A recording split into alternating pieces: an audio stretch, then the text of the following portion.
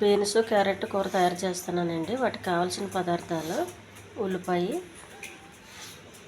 కొద్దిగా కొబ్బరి, పల్లీలు పొడండి, ఇది అల్లం వెల్లుల్లి పేస్టు, ఆయిల్, కరివేపాకు, ఉప్పు, కారం, జీలకర్ర, ఆవాలు. ముందుగా ఈ బీన్స్ని ఆవిరిలో ఉడికించాలండి, నీళ్ళేసి కాకుండా. కొద్దిగా ఆయిల్ అండి,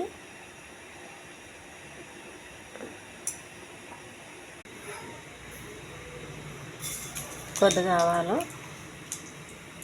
కొంచెం జీలకర్ర, కొద్ది కరివేపాకు,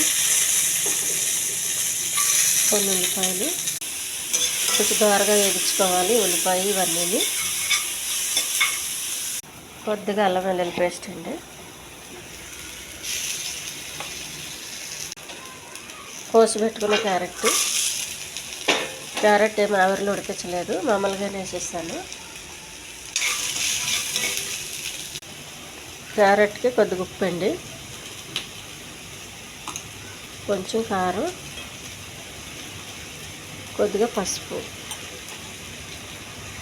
బీన్స్ చిల్లుల గిన్నెలో పెట్టి ఆవిరిలో పెట్టానండి. ఆవిరిలో వచ్చిన వాటర్ ఇది పాడేయకుండా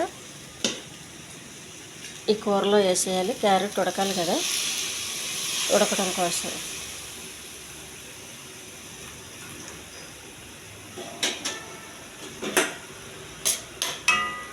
బాగా కలిపి కొద్దిగా మూత పెట్టుకోవాలి.